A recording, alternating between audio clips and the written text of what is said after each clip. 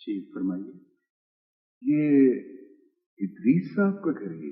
हाँ, आपने अभी परसों उनसे यही मिला था। जी हाँ, मैंने कल सुबह ही खरीदा है।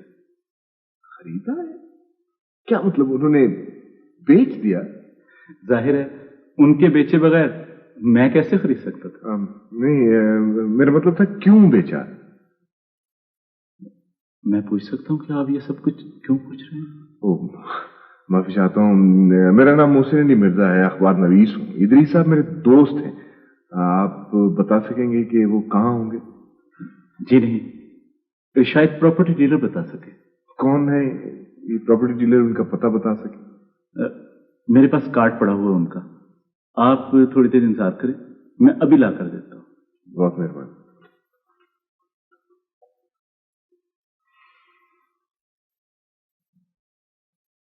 मुझे खुद हैरत हुई मियां जी, लेकिन मैंने पूछना मुनासिब नहीं समझा। सैकड़ों बातें होती हैं ना जी, कुछ पूछने की होती हैं, कुछ पूछने की नहीं होती। आप समझते हैं ना जी बातें? जी हाँ। वो अदरीस साहब ने मकान ही नहीं बेचा, फैक्ट्री और उसके साथ एक खाली प्लॉट था वो भी बेच दिया। आप समझते हैं ना जी? फैक्ट्री भी बेच दी?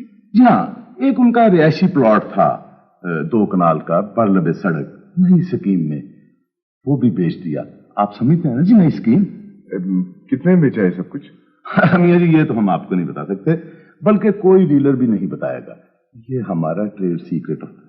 आप समझते हैं ना जी? Trade secret. जी हाँ, समझता हूँ। ये सब कुछ यूं अचानक बेच देने की उन्हें जरूरत क्या पड़ी? मियां जी ये तो आपको फैक्ट्री के लोग ही बता सकते हैं। वो होते हैं जी घर के भेदी। आप समझते हैं ना घर के भेदी? जी हाँ, समझता हूँ। बहुत बहुत शुक्रिया। शुक्रिया जान। जी जी जी जी, ठीक है ठीक है ठीक है, नुकसान का सवाल ही नहीं पैदा होता। इस साल तो फैक्ट्री ने रिकॉर्ड बिजनेस किया है। वो इदरीस साहब तो तोसी का मंसूबा बना रहे थे, नई नई मशीनें मंगवाना चाहते थे। फैक्ट्री के साथ वाला प्लाट इसी मकसद के लिए खरीदा गया। कोई ड्यूज एरियज, मेरा मतलब टैक्सेस वगैरह के हों? No dues, no arrears, nothing of sort, everything clear. Hello, जी जी ठीक है, हो जाएगा जी, ओके। आपके ख्याल में क्या वजह हो सकती है? कुछ समझ में नहीं आता।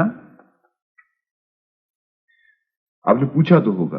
पूछा था मैंने, लेकिन हर बात का गोलमोल सा जवाब मिला। कहने लगे कुछ बातें ऐसी होती हैं जो बताई नहीं जा सकती, और कुछ मसले ऐसे हैं इंसान को खामोश रहने पर मजबूर कर देती हैं। हेलो, जी जी बेहतर, माफ कीजिएगा मेरी मीटिंग का वक्त हो गया। जी जी।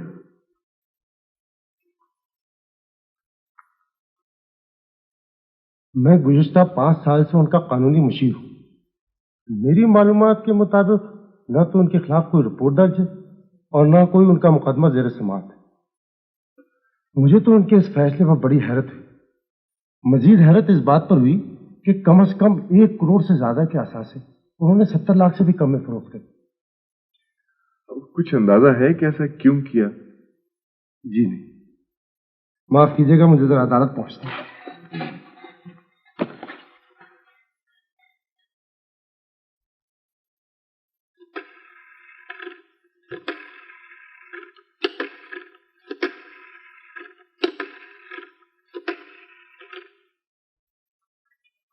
हेलो हेलो, हाँ मैं मोहसिन अली मिर्जा बोल रहा हूँ भाई। हाँ वालेकुम सलाम।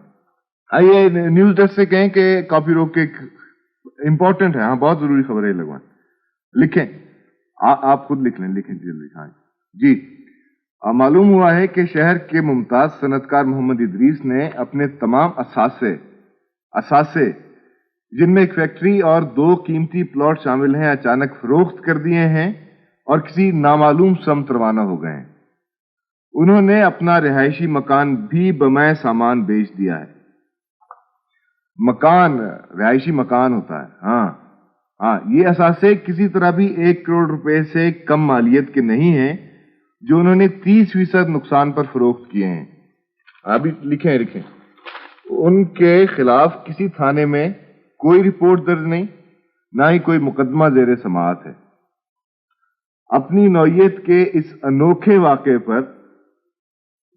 पर शहर के हलकों में क्या साराइयां हो रही हैं। एक लाइन और है, जरा 1 सेकंड होल्ड करो। ये आखिरी लिखे वो जरूरी है ना।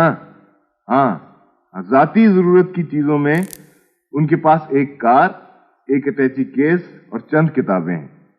मोहम्मद इदरीस की उम्र तकरीबन 60 बरस है और उन्होंने जिंदगी भर शादी नहीं की। जी हाँ, शुक्रिया।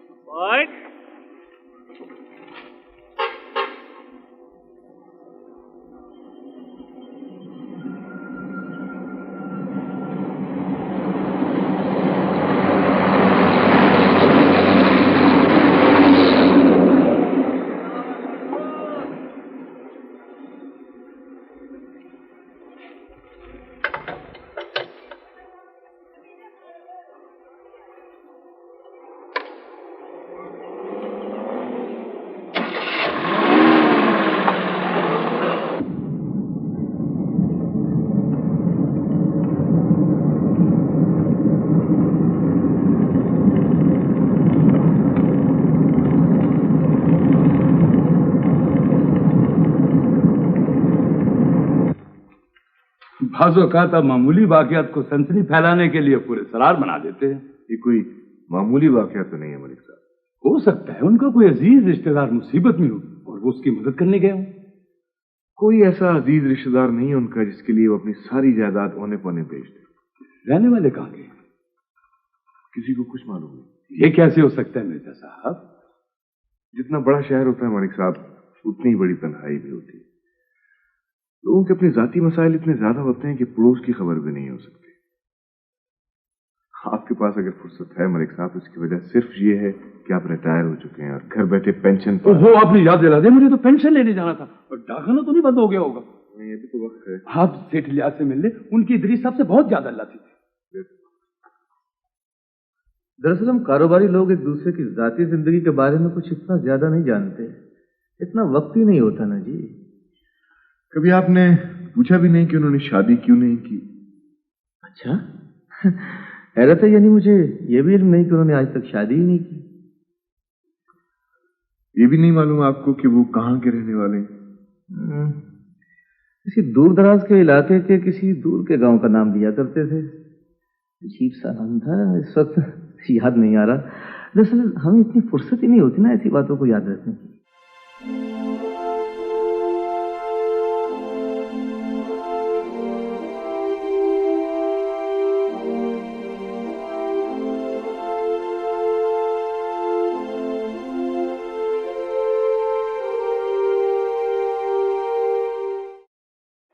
अंदर जाने की इजाजत नहीं। ये चिट लिखें। डॉक्टर साहब कहाँ है? मैंने कहा ना चिट लिखें। ये कोई तरीका? डॉक्टर साहब, आप मेरे साथ चलिए, मेरी बहन बहुत सख्त बीमार है। आप ऐसा करें कि मरीजा को यहाँ ले आए। नहीं डॉक्टर साहब, वो यहाँ नहीं आ सकती, वो बहुत सख्त बीमार है। और अगर यहाँ पे कोई बहुत सख्त बीमार मरीज आ गया तो? देखिए डॉक्टर साहब, आपको मेरे साथ चलना होगा। अगर वो यहाँ आ सकती तो मैं उसे लेकर आ जाता। वो बुखार में तप रही है। मैं तांगा लेकर आया हूँ, आपको वापस छोड़ जाऊंगा। कितनी दूर जाना है? ये कोई 4-5 मील दूर। बहुत अच्छा तांगा लेकर आया हूँ, सिर्फ 20-25 मिनट लगेंगे। मेरे साथ चलिए प्लीज डॉक्टर साहब। देखिए, मैं क्लिनिक छोड़कर इतनी दूर जा नहीं सकती। आपको मरीजा यहाँ लाना। डॉक्टर साहब,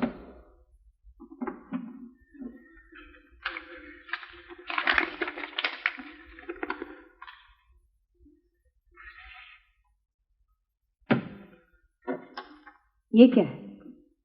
डॉक्टर साहब, इस दुनिया में मेरी बहन के सिवा मेरा कोई नहीं है। मैं उसकी जिंदगी बचाने के लिए सब कुछ कुर्बान कर सकता हूँ। कहिए कि मैं इस हरकत की माफी चाहता हूँ।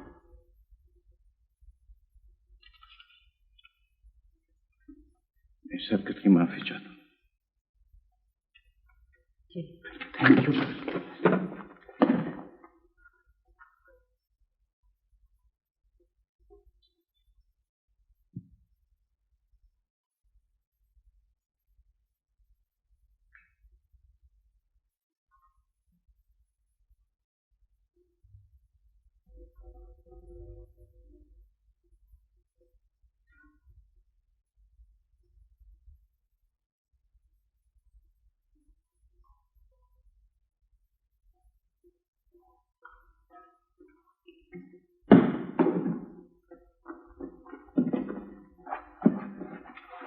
तशरीफ रखिए डॉक्टर। शुक्रिया। कुछ हल्का हुआ बुखार? दब रही है वीर जी। मरीजा के पास है, सब लोग हट जाएं। चलिए हटिए। ये खिड़की खोल दीजिए। जी डॉक्टर साहब। कितने दिन हो गए बुखार? बहुत दिन हो गए जी। डॉक्टर साहब आज 5वां रोज है। बुखार से पहले सर्दी लगती थी? यहाँ पहले बताती थी कि सर्दी लगती है, अब तो बुखार उतरता ही नहीं। मालूम होता है कि टाइफाइड हो गया है। जी? नहीं, घबराने की कोई बात नहीं है, इंशाल्लाह ठीक हो जाएगी 1-2 दिन में। बस बुखार को कंट्रोल में रखने के लिए बैठा। मैं आज रात यहाँ मरीजा के पास रहूंगी।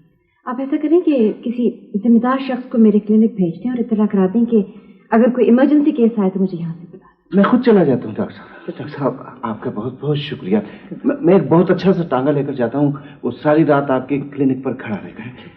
मैं जाता हूँ।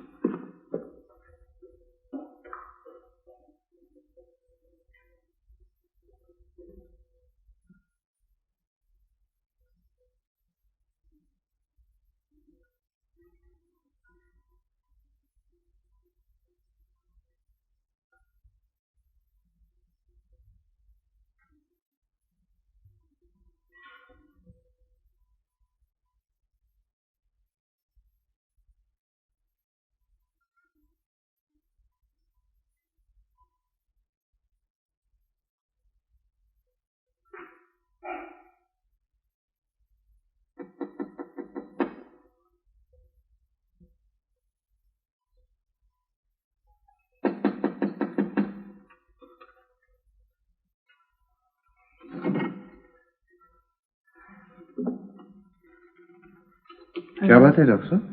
सईदा अपने भाई से मिलना चाहती है। होश में आ गई डॉक्टर साहब? जी मगर ज्यादा बातें मत कीजिएगा, उससे कहिए कि आराम कर ले। बेहतर। मैं आपकी किताबें देख सकती हूँ? क्यों नहीं, प्लीज।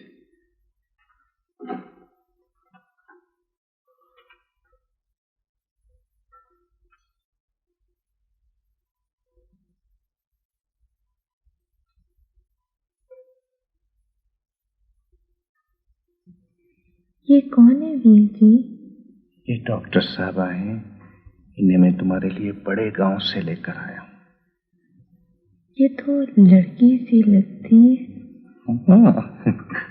यार सो जा, तू सो जा, सुबह तक बुखार हल्का हो जाएगा, फिर खूब बातें करेंगे। क्या नाम है इनका? बाबा सुबह हो जाए तो खुद पूछ लेना। चलो सो जाओ। रात यहीं रहेगी? रहेंगी, यहीं रहेंगी। चलो सो जाओ, सो जाओ। शाबाश, मेरी अच्छी बहन, सो जा, सो जा। शाबाश, नींद आ गई, आ गई। शाबाश, सो जा।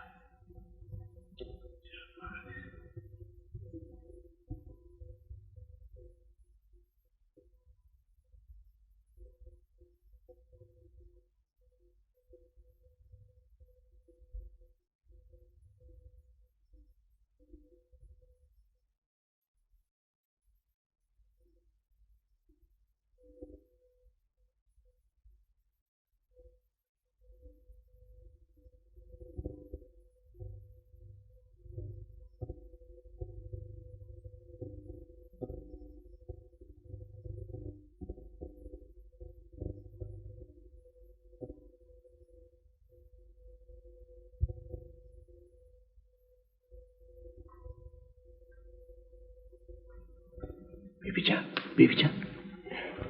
जी वीर जी। वो डॉक्टर साहब है ना, वो मेरे कमरे में मेरी कुर्सी पर सो गई हैं। जी।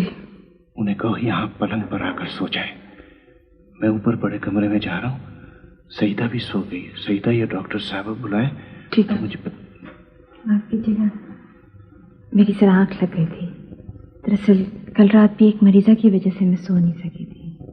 डॉक्टर साहब, मेरा ख्याल है आप आराम फरमा लें। ठीक है जी, आप लोग सो जाएं, मैं जाग रही हूँ। प्लीज डॉक्टर साहब।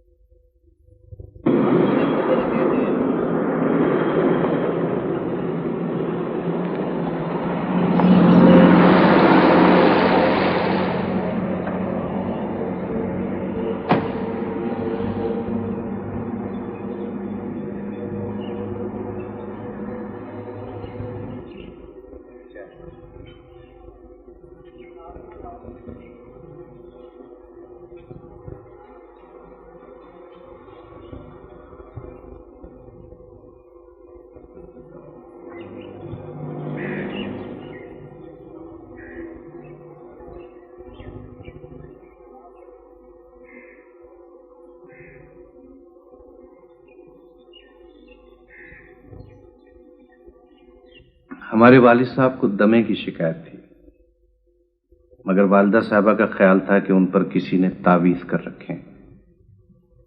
चुनाचे इलाज के बजाय ज़ियारतों पर दुआएं मांगती रही। ये सईदा तो बहुत छोटी थी, मगर मुझे अपने वालिद साहब की वफात का पूरी तरह होश है। मैं 9वीं जमात में था। वालदा कब फौत हुई आपकी? वालिद साहब की वफात के ठीक 4 साल बाद। मैं एफए कर चुका था। एक सुबह उन्हें पेट में शदीद दर्द हुआ और तीसरे दिन बस। अपेंडिक्स तो नहीं था? अपेंडिक्स ही होगा, मगर गांव के सियाने जोंके लगवाने का मशवरा दे रहे थे और हम उनके मशवरे पर अमल करने पर मजबूर थे। तो अब आपकी फैमिली बहन और भाई पे मुश्तमिल है, और कोई रिश्तेदार? रिश्तेदार तो बहुत हैं, मगर हमारा उनसे कोई रिश्ता नहीं। वालिदैन की वफात के बाद हमारे रिश्तेदारों ने हम दोनों को खत्म करने का फैसला किया। हमारी एक खाला है, हम दोनों ने उनके वहां पनाह ली और बच गए। आपको खत्म करने की वजह? ये जमीनें जो वालिदैन छोड़ गए थे और ये हवेली जिसमें हम रहते। तो अब आपकी खाला कहाँ रहती? इन्हीं दिनों सईदा उनकी बहू बनने वाली थी, तो बेचारी सांप के डसने से वफात पा गई। अब सईदा को दुल्हन कब बना रहे? सईदा को जितनी जल्दी ये सेहतयाब हो जाए। सेहतयाब तो ये हो चुकी है। मुझे बुलाओगी ना अपनी शादी पर? क्यों नहीं बुलाएगी? जरूर बुलाएगी। हाँ, बुलाएगी तो मैं जरूर आऊंगी। अच्छा, मुझे अब चलना चाहिए, मरीज जमा हो चुके होंगे। चलिए मैं आपको छोड़ा। नहीं, आप सईदा के पास ठहरे, मैं चली जाऊंगी। नहीं बाजी, प्लीज आपको छोड़ के आए। देखिए, पहले तो मैंने इरादा किया था, मगर अब सईदा का हुक्म है। मैं आपकी 2-3 किताबें ले जाऊं पढ़ने के लिए? लीजिए, ये पूछने वाली बात है। आप जितनी चाहें किताबें ले लीजिए। शुक्रिया।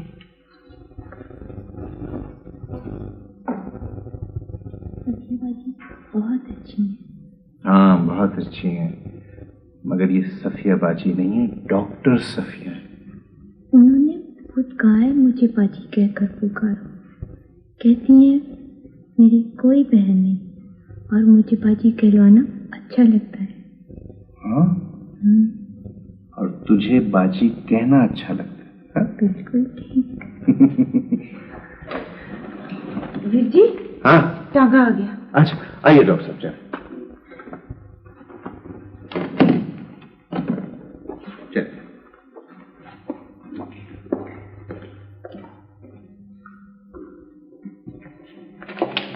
कोई मरीज तो नहीं आया?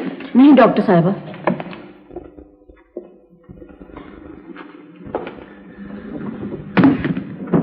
अच्छा डॉक्टर साहब, इजाजत दीजिए। आपका बहुत बहुत शुक्रिया। इदरीस साहब। जी डॉक्टर साहब।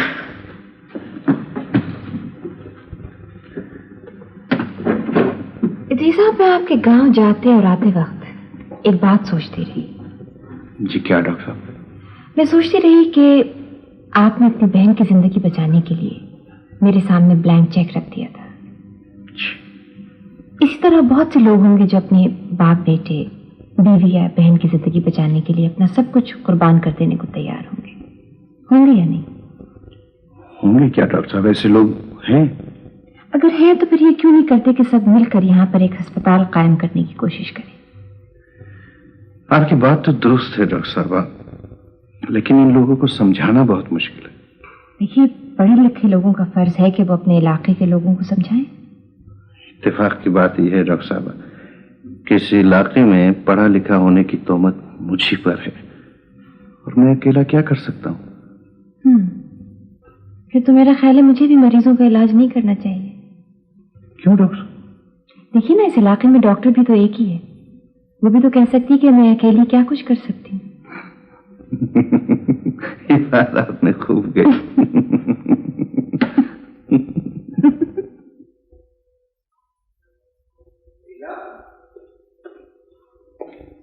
सईदा, अरे डॉक्टर साहब आप? सईदा बावर्ची खाने में है। हाँ वालेकुम। आप कब आई डॉक्टर साहब? मैं यहाँ पर एक मरीजा को देखने आई थी, सोचा कि सईदा से भी मिलती चलूं। वैसे एक लिहाज से अच्छा हुआ कि मैं आ गई, वरना मुझे शायद सईदा की शादी की तारीख का पता ही ना चलता। डॉक्टर साहब ये कैसे हो सकता है? मैंने सोचा था कि मैं शहर जाते हुए क्लिनिक पर आपको बताता जाऊंगा। हाँ खाना लगाऊं? आज तो सकिया बाजी भी खाएंगी हमारे साथ। सईदा देखो, मेरा खाना तो माई ने पका के रखा। नहीं डॉक्टर साहब, आज आपको खाना जरूर पड़ेगा। बहुत मजेदार खाना बनाती, यकीन कीजिए मैं तो मोहताज होकर रह गया हूँ। सोचता हूँ डॉक्टर साहब कि इसके जाने के बाद खाने का मजा ही नहीं आया। एक इलाज है इसका भी। अच्छा क्या इलाज?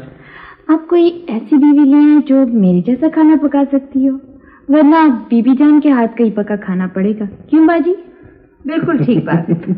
नहीं ऐसा कर तू कि मुझे खाना बनाना सिखा दे, ताकि मैं अपने पांव पर खड़ा हो सकूं और मुझे मोहताजी न रहे। मेरी बड़ी ख्वाहिश थी बाजी कि मेरे जाने से पहले मेरी भाभी आ जाती, लेकिन चचा अफसर ने मेरी ये ख्वाहिश पूरी नहीं होने दी। क्यों? इसलिए कि अदरीस भाई ने उनकी बेटी से शादी करने से इनकार कर दिया था, और अब इस इलाके का कोई शख्स चचा अफजल की दुश्मनी मोल नहीं ले सकता। ओहो चचा अफजल क्या क्या बातें लेकर बैठ गई तू? खाना खिला। डॉक्टर साहब खाना खाइए, आइए चलो आइए।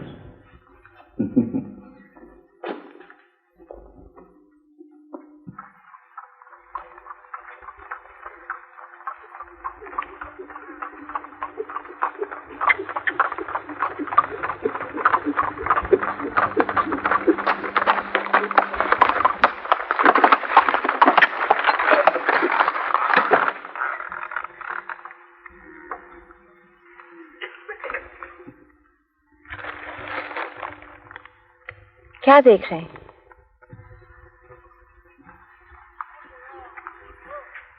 जी मैं माफी चाहता हूँ, कुछ भी तो नहीं। कुछ नहीं तो या तो ये मेरे हाथ के डिब्बे पकड़ लें या... जी हाँ क्यों नहीं, लाइए डब्बे मुझे भी लाइए।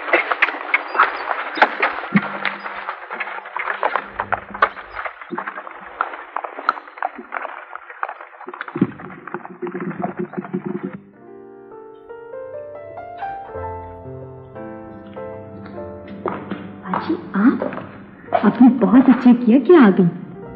मैं जनाब 2 दिन की छुट्टी लेकर आई हूँ, लेकिन डॉक्टर बन के नहीं, बाजी बन के। दुल्हन बनाऊंगी तुम्हें।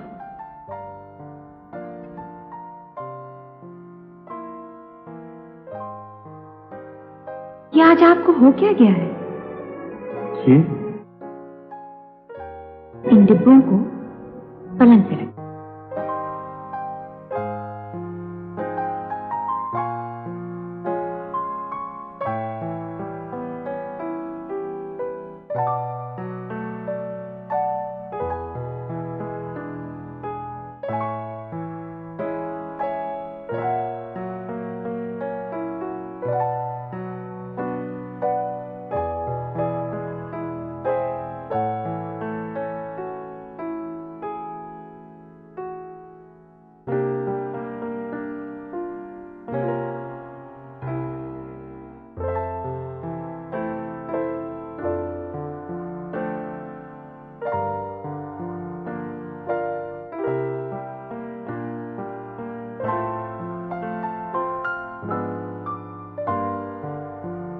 ड्राइंग रूमों की आफियत में बैठे हुए अफसाना निगाह देहाती जिंदगी को रोमांटिक बनाने के लिए अजीब और गरीब नक्शे खींचते रहते।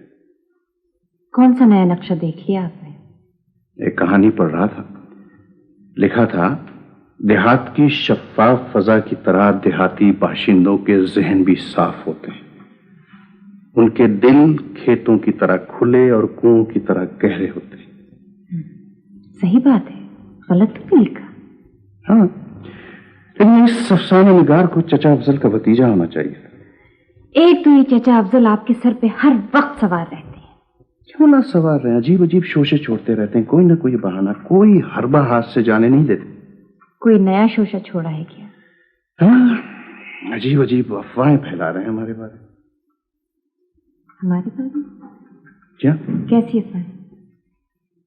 वो आप सईदा की शादी पर 2 दिन की छुट्टी लेकर आई थी और हमारे वहां रही थी। उन्होंने पता नहीं क्या क्या मतलब निकाला, अजीब अजीब मानी पहना इस बात को।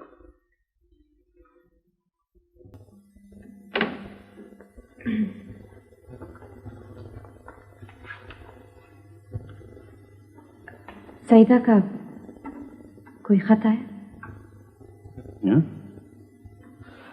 जी हाँ, आया। कैसी है? अच्छी है, राजी खुशी। आप भी राजी खुशी रहा करें। क्या मतलब?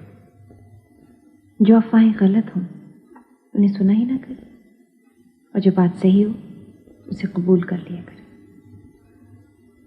कौन सी बात? जो भी बात सही हो। सही बात तो यह है डॉक्टर साहब के कभी कभी अजीब सी वहशत होने लगती है, यहां से भाग जाने को जी जाता है। फिर तो आपका बहुत संजीदगी से इलाज करना पड़ेगा। आपके ख्याल में मैं बीमार हूं? जी हाँ, और इस बीमारी का नाम है अंकल फोबिया। Uncle phobia. अच्छी मूड में होती हैं कभी कभी आप, हर बात का मजाक उड़ाती। मगर एक मामले में मैं बहुत संजीदा हूं। कौन सा मामला? मेरा मकसद, मेरा मिशन। क्या है आपका मिशन? कि मैं यहाँ इस इलाके में एक अस्पताल बनाऊं, एक मुकम्मल अस्पताल। इस इलाके में अस्पताल? एक मुकम्मल अस्पताल इस इलाके में?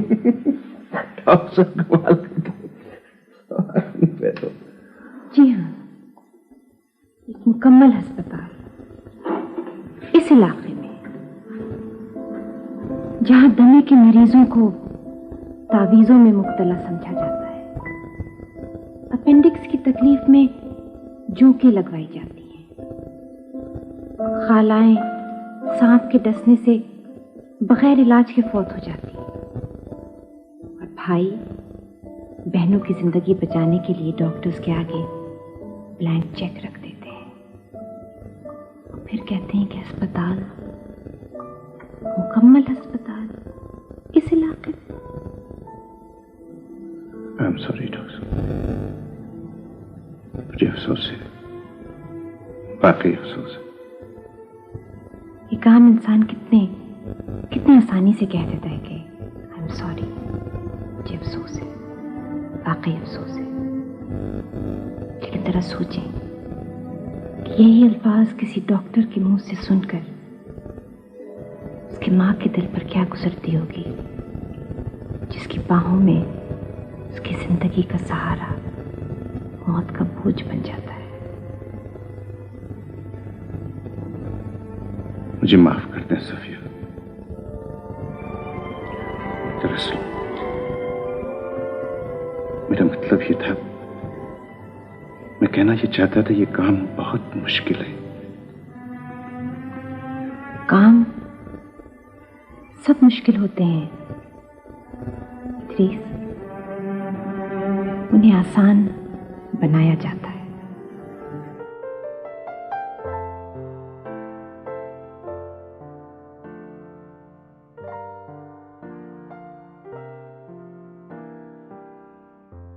एक शख्स जो इदरीस साहब के गांव के रहने वाला है, मुलाजमत के सिलसिले में मेरे पास आया था। उसने बताया कि उसकी वालिदा, जिसका नाम बीबी जान है, वो इदरीस साहब के घर में काम करती थी। ये बीबी जान कहाँ रहती? मुझे एड्रेस दे गया वो।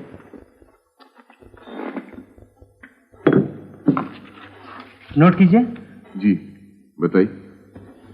ये जो आपके इदरीस साहब है ना जी, मैं और सईदा ने पीर जी कहा करते थे, और डॉक्टर सफिया को बाजी बड़ी अच्छी थी जी। ये सफिया बाजी, पीर जी को कुछ उनसे प्यार सा हो गया था। पीर जी जब भी उदास होते मुझे सफिया के पास चले जाते। मैं जब भी उन्हें खुश देखती समझ जाती कहां से आए हैं। वो जी क्या नाम था उस बड़े गांव का? सईदा की शादी तो हो चुकी थी ना? जी हाँ, सईदा के बाद मैं और इसका अब्बा रहा करते थे जी वीर जी के पास। वीर जी मुझसे सब वो बातें कर लेते थे जी जो वो सईदा से कर सकते थे। सईदा अब कहाँ है? हाँ, सईदा के यहाँ बच्चा होने वाला था जी, तो मैं सफिया बाजी और वीर जी के साथ उसके गांव गई थी। गांव का तो नाम याद नहीं, पता नहीं क्या नाम था, बड़ी दूर था जी, बहुत दूर था। बस शाम का वक्त, कच्ची सड़क और ऊपर से मुसीबत आ गई। कैसी मुसीबत? बस जी वो डॉक्टर सफिया ने उसे देखा और बताया कि उसे तो शहर ले जाना पड़ेगा। वो क्या कहते हैं जी कि ऑपरेशन करना पड़ेगा। ऑपरेशन के बगैर दोनों की जिंदगी खतरे में है। मगर इस हालत में उसे इतनी दूर कैसे ले जाया जा सकता है? शहर ले जाए बगैर कोई चारा नहीं है इदरीस। अगर कुछ हो गया तो? खतरा तो मोल लेना ही पड़ेगा और ज्यादा देर भी नहीं लगानी चाहिए। तो फिर चलो। चलो।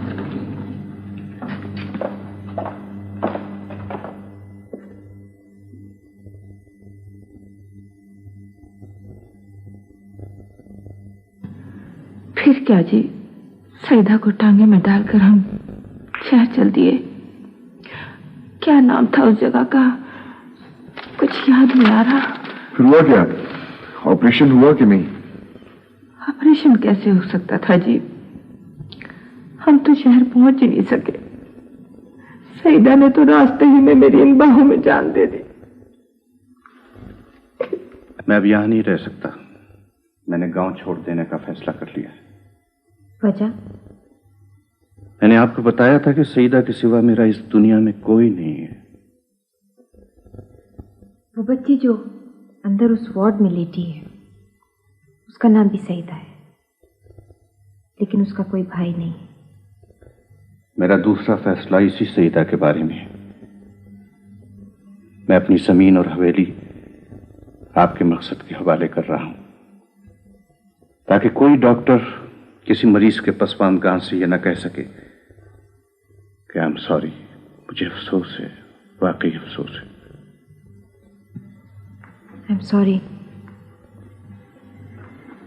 मुझे अफसोस है, वाकई अफसोस है कि मैं आपकी ये पेशकश कबूल नहीं कर सकती। मगर क्यों? सईदा के बाजी कह देने से मैं चचा अफजल की भतीजी नहीं बन सकती, और उस वार्ड में जो सईदा लेटी है उसके इलाज से मुझे इतनी फुर्सत नहीं मिल सकती कि मैं चचा अफजल से जायदाद के मुकदमे लड़ती फिरूं। आपका ये ब्लैंक चेक सईदा के काम नहीं आ सकता। अगर मैं ये जमीन और हवेली बेचकर ये रकम आपको अस्पताल बनाने के लिए दूंगा। मैं मरने वालों के लवाहिकीन से फीस कबूल नहीं किया करती। आप ये रकम अपने साथ ले जाएं, गांव की उदासी छोड़ें और शहर में जाके सईदा की मौत का गम गलत करें। जाएं। सफिया? मुझे डॉक्टर सफिया कहते हैं और मैं बहुत मसरूफ हूं। चले जाइए।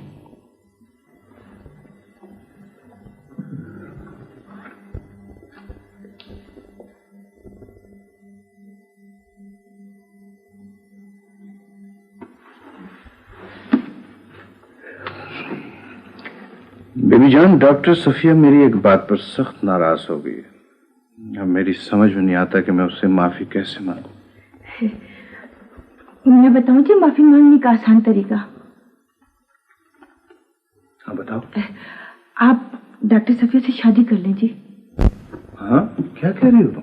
जी, शादी कर लेंगे तो फिर एक दूसरे से माफी मांगने की जरूरत ही नहीं रहेगी। और फिर हमारी सईदा बीबी भी तो यही चाहती थी ना जी। वो तो ठीक है बीबी जान, मगर ये कैसे हो सकता है? वो जी, प्यार करने वालों में नाराजगी हो जाए तो उसका यही एक इलाज है। हमारे साथ भी ऐसे ही हुआ था जी। हाँ, तुम्हारे साथ भी ऐसे हुआ जी। अरे बीबी जान, ये डॉक्टर सफिया जो है ना, ये और ख्यालात की लड़की है। वो पीछे ख्यालात जो भी हो जी, है तो लड़की ना, बस सब लड़कियां एक जैसी होती हैं। वीर जी तुम हाँ कर दोगे ना जी, तो मुझे पता है सफिया बाजी ना नहीं करेंगी। जी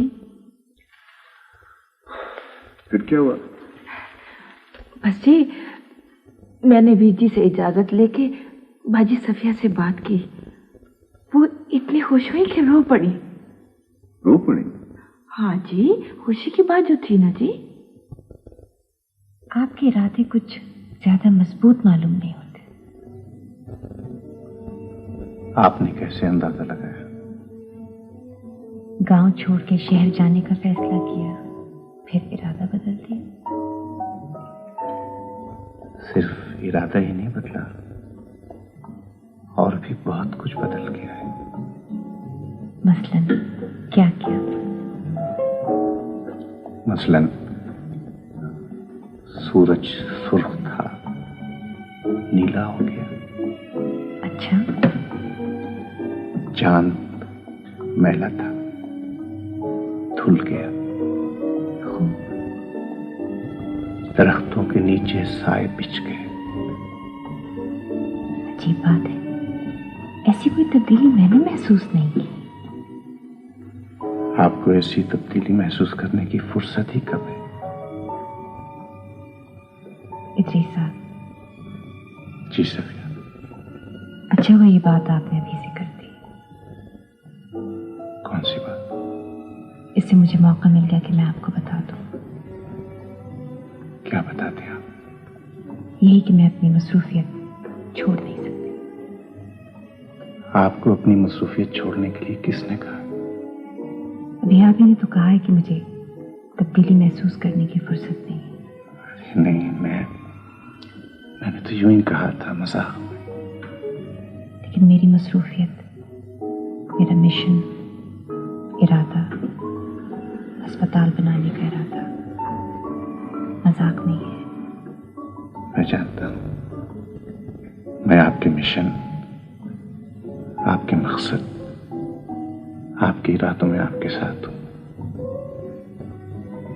और अगर सूरज रंग बदल गया, चांद फिर से मैला हो गया, सोना मिट्टी बन गया, फिर?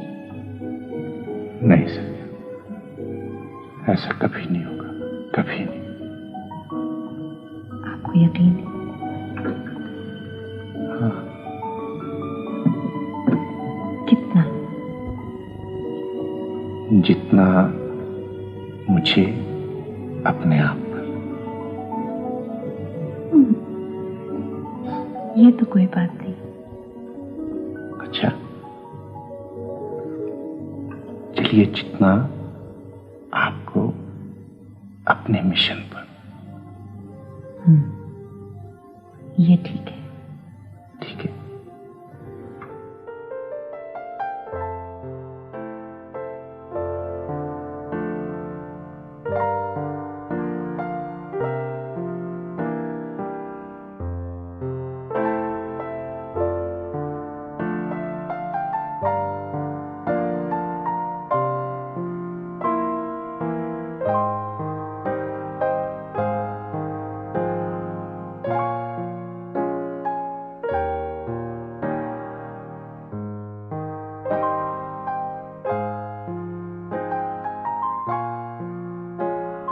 ये मेरा जाती मामला है चचा जान, इससे किसी का कोई ताल्लुक नहीं, किसी का कोई वास्ता नहीं। किसी का कोई वास्ता नहीं होगा, मेरा है। मैं खानदान में सबसे बड़ा हूं। मेरा मशवरा जरूरी है। मेरा मशवरा है कि तुम्हारी शादी बरादरी से बात नहीं हो सकती। आज तक कोई शादी बरादरी से बात नहीं हुई। मुझे ऐसा कोई मशवरा कबूल नहीं। मशवरा कबूल नहीं तो फिर ये बरादरी का फैसला है। मुझे ऐसा कोई फैसला भी मंजूर नहीं। फैसला मंजूर ना करने की सजा जानते हो? बरादरी तुमसे तुम्हारी जमीन छीन सकती है। कैसे छीन सकती है बरादरी मुझसे मेरी जमीन? किस कानून के तहत छीन सकती है? बरादरी की अपने कानून होते हैं बेटे। तो फिर मैं ऐसी बरादरी को भी नहीं मानता चचा जान। बरादरी छोड़ोगे तो पछताओगे।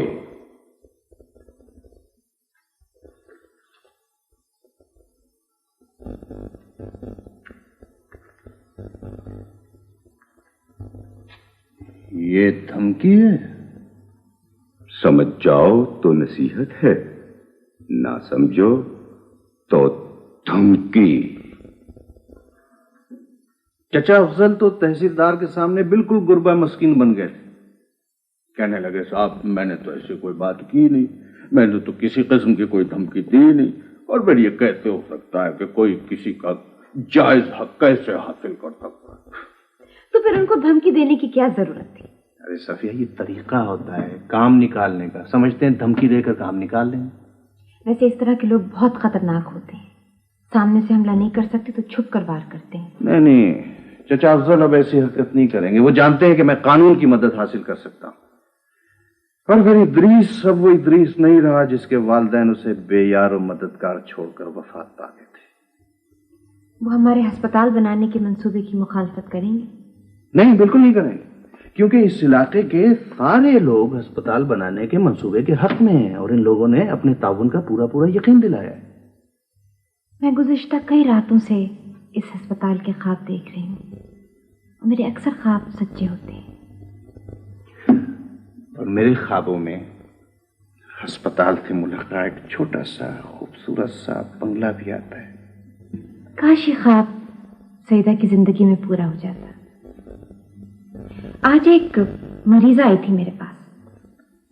वो मुझे बता रही थी कि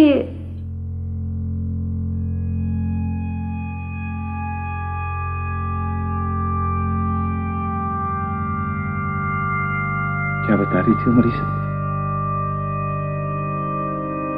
सफिया,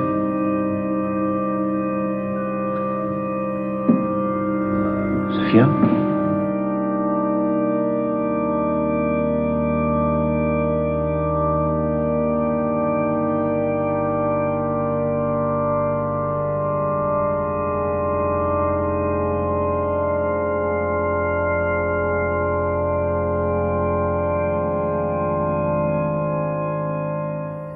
बस जी, बातें करते करते एकदम चुप हो गई। बड़ी अजीब मौत थी बाजी सफिया की। मैंने तो ऐसी मौत ना देखी ना सुनी। वीर जी से यह सदमा बर्दाश्त नहीं हो सका। और क्या कहते हैं वो, जमीन हवेली गांव सब छोड़ के शहर चले गए। आप लोग साथ नहीं आए? नहीं जी, हमें तो पता ही नहीं चला कि वो कब यहाँ आ गए। बस हम लोग वहां कुछ दिनों जमीनों पे काम करते रहे। फिर चचा अफजल ने हमें निकाल दिया। उन्होंने जायदाद पे कब्जा कर लिया था जी। वो क्या कहते हैं, बेदखल कर दिया था जी। इन 30 सालों में फिर कभी मुलाकात नहीं हुई? पता ही नहीं चला जी कि वो कब यहाँ आ गए। पता कब चला? यही जी कोई 6-7 दिन हुए हैं। हमारे गांव का एक आदमी उन्हें मिला था। वो जी, उसने देखते ही पहचान लिया। वो वहां जी, वो बड़ा अस्पताल, क्या नाम है उसका, और वीरनी जी मेरा भी पूछा था जी। बड़े अस्पताल में मिले? जी। वहां वो क्या करने गए? बस जी, ये तो कुछ पता नहीं।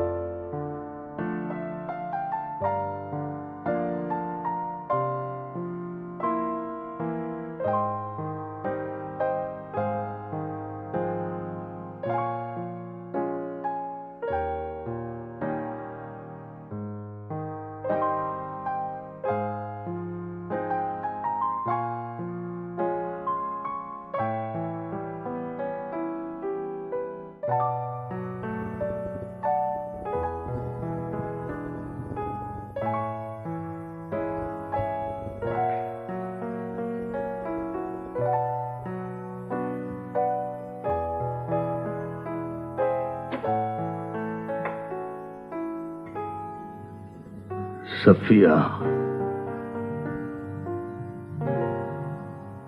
इदरीस,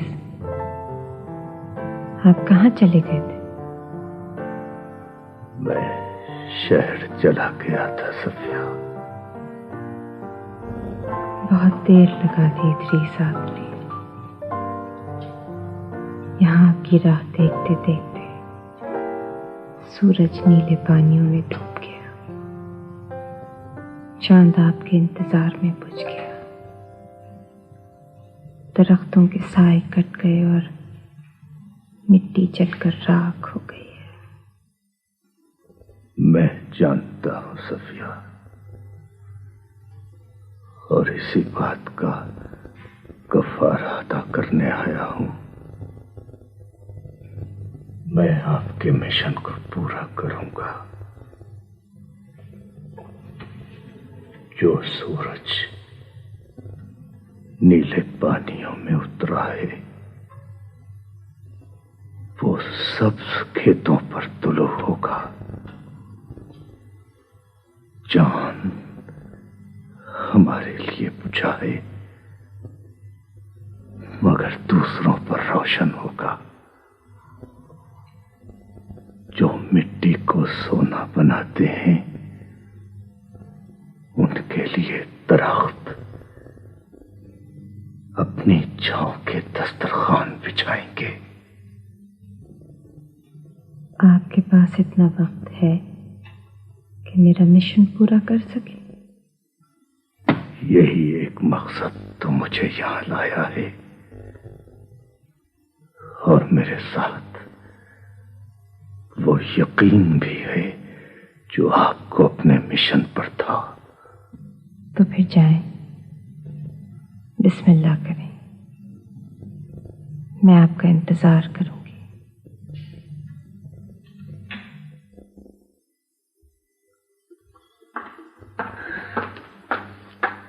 जी फरमाइए।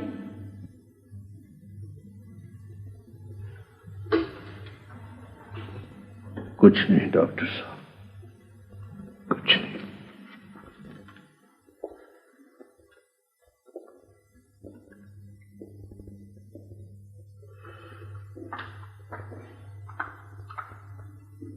इसमें कोई शक नहीं मिर्जा साहब कि ये तमाम मालूमात बहुत दिलचस्प है, मगर इनसे सिर्फ इदरीस साहब के शहर आने की वजूहात मालूम होती हैं, शहर से जाने की वजूहात मालूम नहीं होती। मालूम तो ये करना चाहिए कि वो कहां गए और क्यों गए।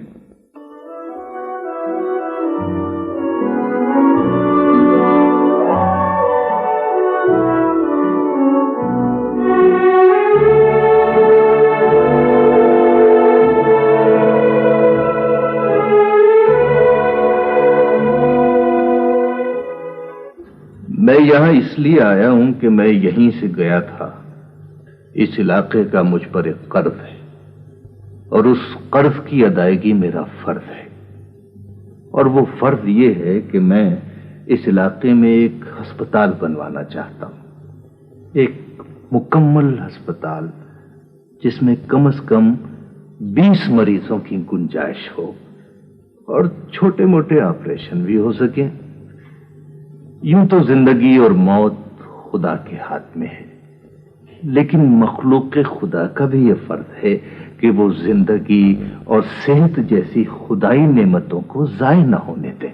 बड़ी खुशी की बात है, अस्पताल हमारी बहुत पुरानी ख्वाहिश है और बहुत पुरानी जरूरत, मगर जिस किस्म का आप अस्पताल बनाना चाहते हैं उसके लिए बहुत सरमाया चाहिए, बहुत दौलत चाहिए। वो कहां से आएगा? दुरुस्त कहा आपने, मैं आपकी बात समझ गया हूं। इस मकसद के लिए मैंने अपनी तमाम शहरी इमलाक, जायदाद, असासे फरोख्त कर दिए। ये रकम मैं आप लोगों के हवाले करता हूं और आपसे दरख्वास्त करता हूं कि आप लोग भी इस कार्य खैर में हिस्सा लें। बिल्कुल। आज से 30 साल पहले आपके बुजुर्गों ने इस काम में मेरी मदद करने का वादा किया था। देखिए, आज आप लोगों के ताउन की जरूरत है। हम हाजिर हैं। बिल्कुल। ये अस्पताल का चक्कर तो उसने महज लोगों की हमदर्दियां हासिल करने के लिए चलाया है।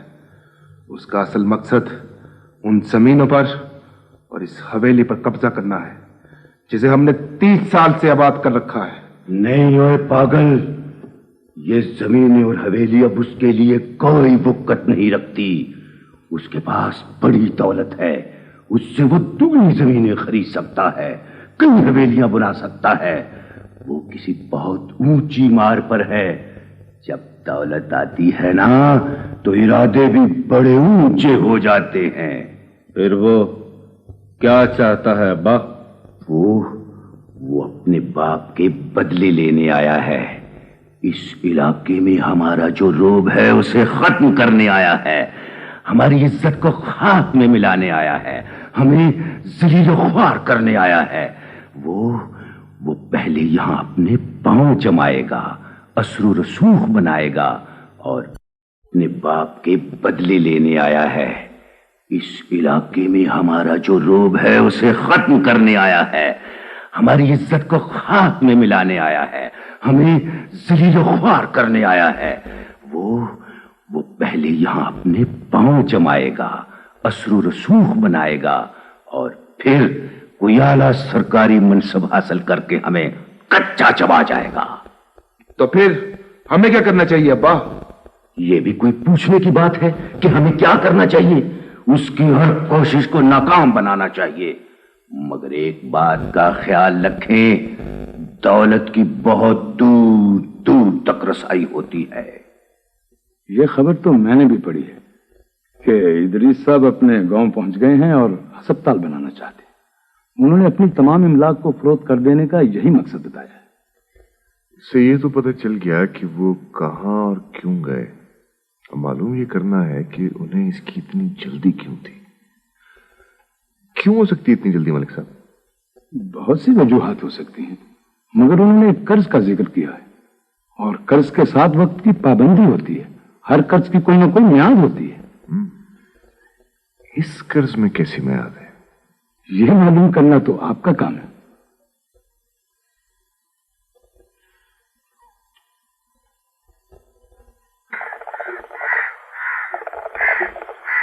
इदरीस मेरा बच्चा है, मेरा भतीजा है, मेरा खून है, मगर मैंने उसकी बातों पे कभी इतबार नहीं किया। वो कहता कुछ है और करता कुछ है। ठीक है। बात दरअसल ये है जी कि इदरीस भाई शहर से काउंसिल का इलेक्शन लड़ने की तैयारी करके आया है। अच्छा। इसलिए अस्पताल बनाने के लिए सबज बाग दिखा रहा है। और वो ये समझता है कि लोग उसकी बात पे वोट देंगे, है जी, और फिर वो काउंसिल का इलेक्शन जीत कर शहर वापस चला जाएगा। है? अच्छा। हाँ, तो ये बात है। ये बात है। दरअसल इदरीस ने जवानी में एक लेडी डॉक्टर से इश्क किया। डॉक्टर से? वो लेडी डॉक्टर तो मर गई। अब उसकी याद में ताजमहल बनाना चाहता है, और वो भी हमारे खर्चे पर। ये कैसे हो सकता है? ये नहीं हो सकता।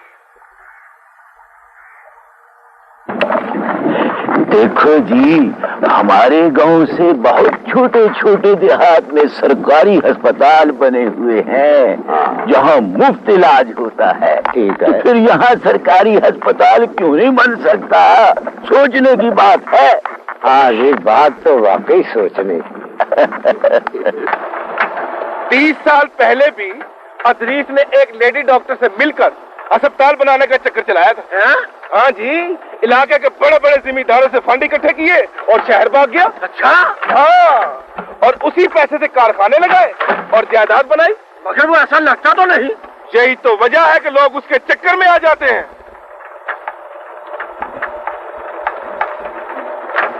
भाई दरअसल बात यह है कि हमारी बरादरी ने इदरीस को अपनी बरादरी से खारिज कर दिया था, और आपकी बरादरी उसे करीब आने की इजाजत नहीं देती थी कि गैर बरादरी का आदमी है। इसलिए इदरीस ने दोनों बरादरियों की हिमायत हासिल करने के लिए अस्पताल का शोशा छोड़ा है।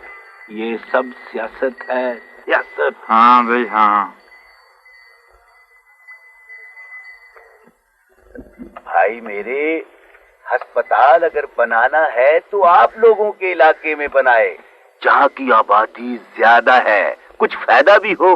हमारे तो गांव छोटे छोटे हैं। ठीक है। अस्पताल बनाना है तो हमारे अपने इलाके में बनाए, जहाँ की आबादी ज्यादा है। गैरों के इलाके में अस्पताल बनाने का क्या फायदा? देखो ना चाचा जी, अगर अस्पताल बनाना है ना तो फिर दोनों इलाकों के दरमियान बनना चाहिए, क्योंकि दोनों इलाके के लोगों को फायदा पहुंचना चाहिए। बिल्कुल ठीक बात है जी, फायदा पहुंचे तो दोनों को पहुंचे। ये देखिए, ये रहा अस्पताल की इमारत का नक्शा। ठहरिए जी, पहले मेरी एक दो बातों का जवाब दें। जी हाँ, फरमाइए। क्या ये सच है कि आप यहाँ कौंसिल का इलेक्शन लड़ने के लिए आए हैं? जी नहीं, ये गलत है। क्या आपने 30 साल पहले भी कोई ऐसा मंसूबा तैयार किया था? जी हाँ, किया था। और फिर उसके लिए बड़े बड़े जिम्मेदारों से फंड जमा करके आप शहर भाग गए थे? जी नहीं, ये बिल्कुल गलत है। तो फिर वो मंसूबा पूरा क्यों ना हुआ? देखिए, ये आप लोग कैसी बातें कर रहे हैं? आपने तो मेरी हिमायत की थी, ताउन का यकीन दिलाया था। ठीक है, अगर आप लोग मेरा साथ नहीं देते तो ना दें, मैं खुद अपने खर्चे पर अस्पताल बनवाऊंगा। और जी फायदा भी तो आप ही को पहुंचेगा इदरीस साहब। देखिए, मैं ये अस्पताल कमाई के लिए नहीं बनवा रहा। तो फिर और किस लिए बनवा रहे हैं? मैं एक ख्वाब पूरा करना चाहता हूं, एक मकसद की तकमील चाहता हूं, एक वादा निभा रहा हूं। ये वादा मैंने अपने वालिदैन की कब्र से किया था, सईदा की लाश से किया था, जिसकी कोख उसके बच्चे की कब्र बन गई थी। ये वादा मैंने डॉक्टर सफिया से किया था, जो यहीं कहीं दफन है। ठीक है, अगर आप लोग मेरा साथ नहीं देते तो न दें, लेकिन याद रखिए, इस इलाके के गरीब लोग जो अपने बच्चों, बुजुर्गों और अजीजों के इलाज से महरूम हैं, वो मेरा साथ जरूर देंगे। आज आप लोग चचा अफजल और उनके बेटों की जबान में गुफ्तगू कर रहे हैं। याद रखिए, आप लोगों को इसका अफसोस होगा, चचा अफजल को भी अफसोस होगा, क्योंकि उनकी औलाद भी इसी अस्पताल में इलाज कराएगी और इंशाअल्लाह सेहतियाब होगी। ठीक है जी, अगर अस्पताल बनेगा तो हमारे इलाके में बनेगा, जहां की आबादी ज्यादा है। नहीं, हमारे इलाके की आबादी ज्यादा है। तुम कैसे कह सकते हो? तुम हमारे गांव गिन लो और अपने गांव गिन लो। अस्पताल बनेगा तो पार के इलाके में ही बनेगा, नहीं तो नहीं बनेगा। वैसे अस्पताल दोनों इलाकों के दरमियान में बनना चाहिए, ताकि वहां के लोग पहुंच सके। इंसाफ का तकाजा तो यही है जनाब। और तुम्हें क्या पता है इंसाफ का? तुम ज्यादा बढ़ बढ़ कर बातें ना करो। और तुम भी बढ़ बढ़ कर बातें ना करो। बड़े आए, बढ़ बढ़ कर बातें ना करो।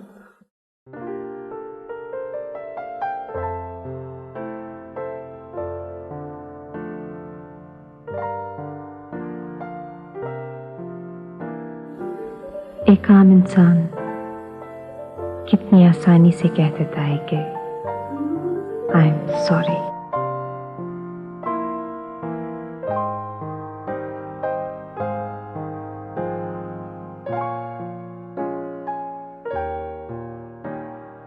मैं गुज़िश्ता कई रातों से इस अस्पताल के ख्वाब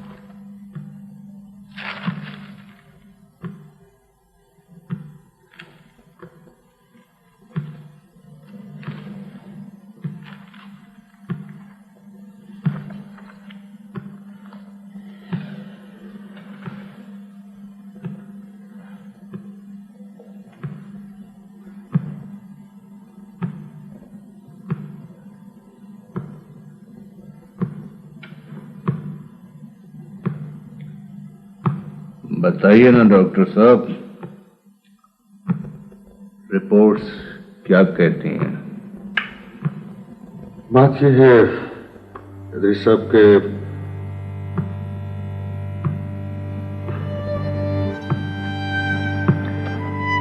क्या डालिए, क्या भी डालिए डॉक्टर साहब, मुझ में बड़ी बड़ी खौफनाक बातें सुनने और दर्दनाक मंजर देखने का हौसला है। इदरीस साहब, इन रिपोर्ट्स के मुताबिक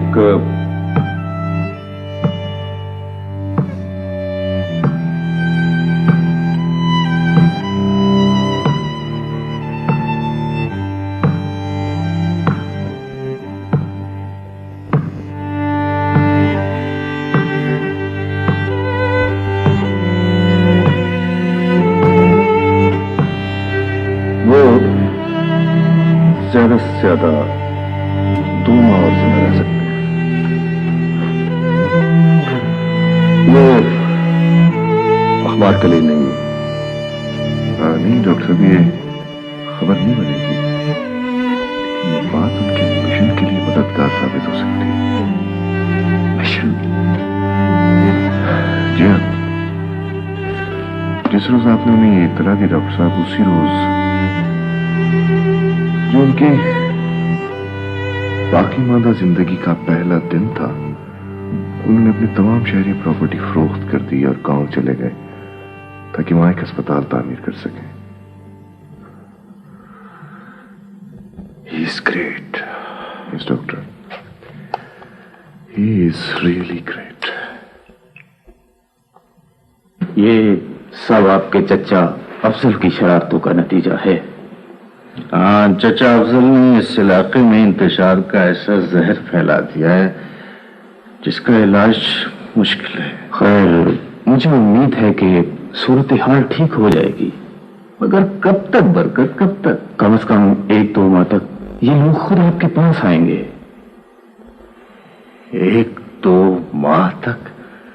नहीं बरकत, अस्पताल तो 2 माह में मुकम्मल होना चाहिए। नहीं इदरीस साहब, ये तो मुश्किल है। मुश्किल नहीं है, मुमकिन है, यकीन है। कौन है? इदरीस साहब नहीं ठहरे हुए? जी हाँ, आइए साहब। अस्सलाम। अरे वाह, आप कहाँ? जहाँ आप इदरीस साहब। क्या मतलब?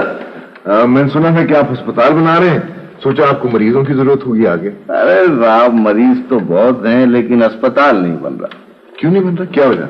वजह भी बता दूंगा, पहले आप मुझे ये बताएं कि आप तशरीफ कैसे लाए? मैं वाकई आपके अस्पताल के लिए आया हूँ और आपके पास रहूंगा कम से कम 2 माह तक, आपके साथ काम करूंगा।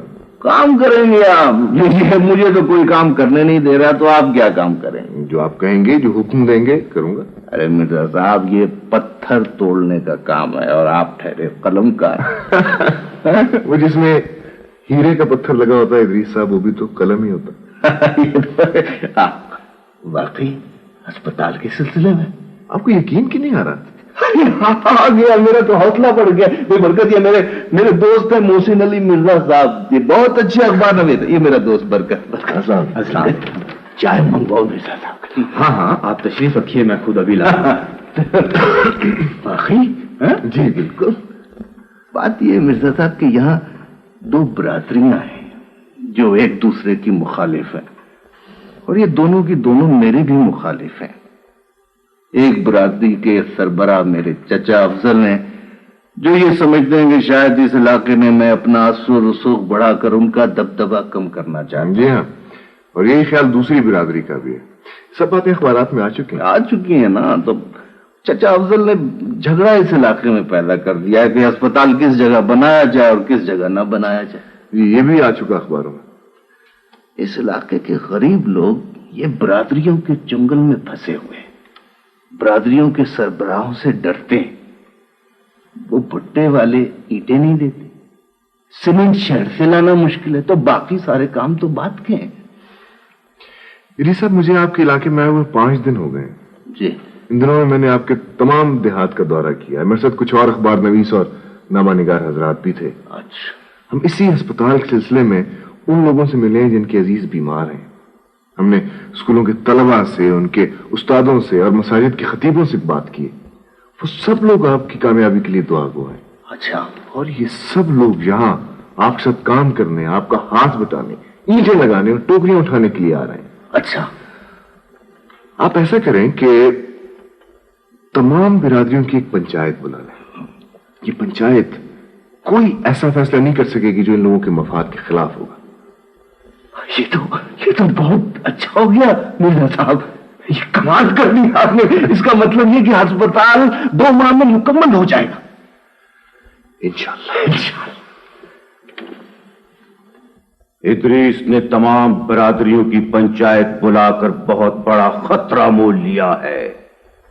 यही मौका है हमारे लिए कि हम उसके खिलाफ अपना पूरा जोर लगा दें। मैंने सबसे बात कर ली है, वो सब हमारे साथ हैं। सब यही फैसला देंगे कि अस्पताल की तामीर का काम पंचायत के हवाले किया जाए। इस तरह इदरीस का पत्ता कट जाएगा। ज्यादा से ज्यादा यही होगा कि कहीं नाम की एक तख्ती लग जाएगी।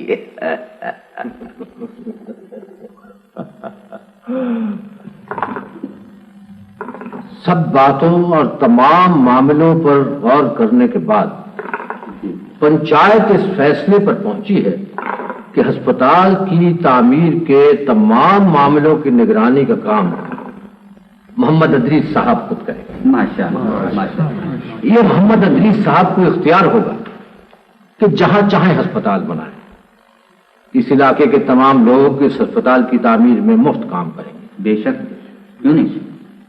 पंचायत जहां मोहम्मद इदरीस साहब का शुक्रिया अदा करती है और अपने तमाम अरकान की खिदमत पेश करती है, वहां चाचा अफजल और उनके बेटों को खबरदार करती है कि अगर वो बिरादरी में रहना चाहें तो इस नेक काम में कोई रुकावट पैदा न करें। और आज तक जो कुछ कर चुके हैं उसके लिए मोहम्मद इदरीस साहब से माफी मांगे। दुआ के लिए हाथ उठाएं।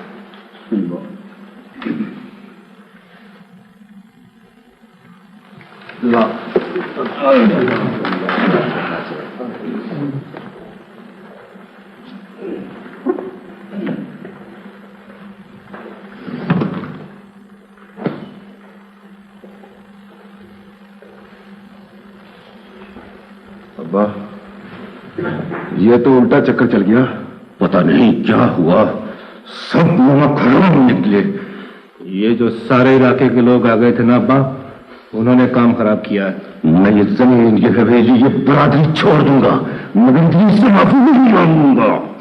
चाचा अफजल, मैं तुमसे ये नहीं पूछूंगा कि पूरी बरादरी का फैसला न मानने की सजा जानते हो, और तुमसे ये भी नहीं कहूंगा कि मेरी जमीन या मेरी हवेली मेरे हवाले कर दो।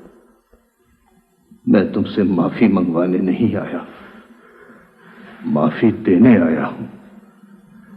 मैं तुम्हें सिर्फ ये बताने आया हूं चाचा अफजल कि इस अस्पताल को बनवाने में मेरा कोई मतलब, कोई मकसद, कोई जाती मफाद नहीं, और कोई मफाद हो ही नहीं सकता। इसलिए कि ये अस्पताल में चोरी या डाके की कमाई से नहीं बनवा रहा, ये मेरी मेहनत की कमाई है, मेहनत की कमाई चाचा अफजल। मां के दूध की तरह खालिस और बहन के प्यार की तरह पाक साफ। मैंने तुम्हें माफ कर दिया है चाचा अफजल। तुम्हारे पछतावे ही तुम्हारी सजा है। खुदा हाफिज।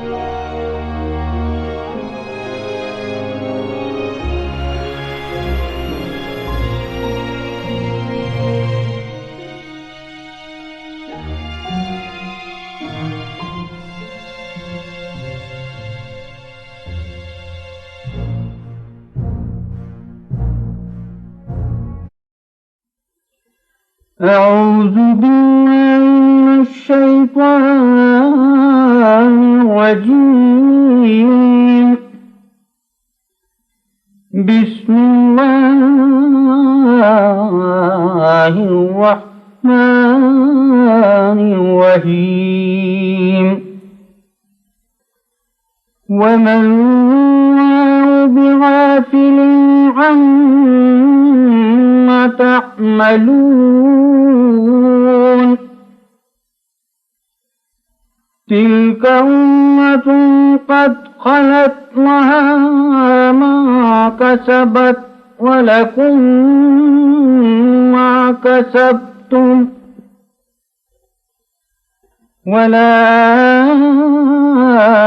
تسألون عما كانوا يعملون سبحان ربك رب العزة عما يصفون وسلام على المرسلين والحمد لله رب العالمين। ऐ ईमान वालो, जो माल हमने तुमको दिया है उसमें से उस दिन के आने से पहले पहले खर्च कर लो जिसमें ना अमाल का सौदा हो और न दोस्ती और सिफारिश हो सके, और कुफ्र करने वाले लोग काफिर हैं।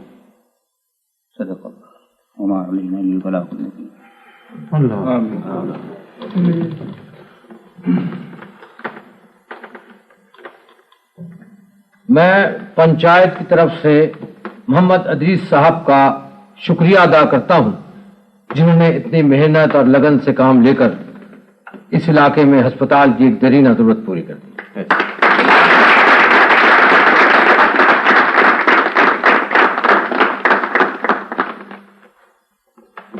अब मैं जनाब अदरीस साहब से दरख्वास्त करता हूं कि वो इस अस्पताल का अपने मुबारक हाथों से इफ्तिताह फरमाएं।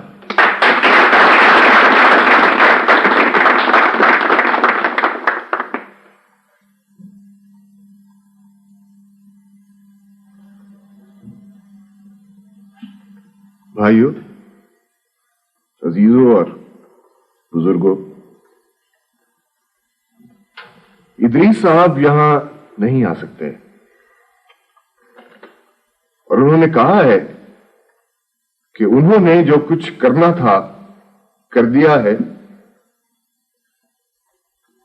अब जो कुछ करना है आप लोगों ने खुद करना है।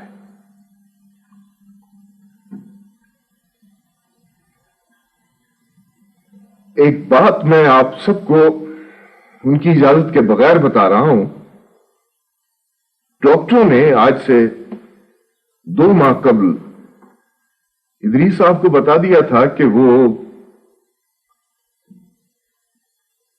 2 माह से ज्यादा जिंदा नहीं रहेंगे।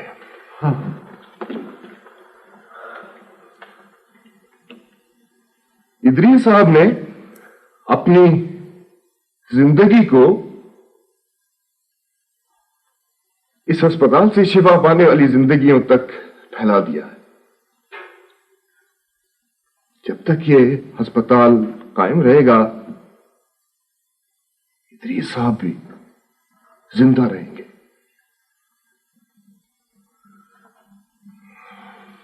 आइए इदरीस साहब की एक जिंदगी की मग़फ़िरत और दूसरी जिंदगी की बका के लिए दुआ मांगे।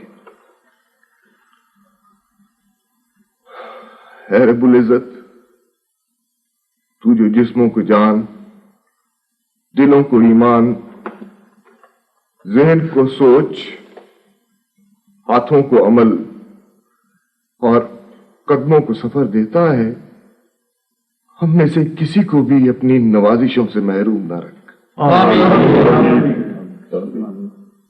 है खुदाए जुल जलाल,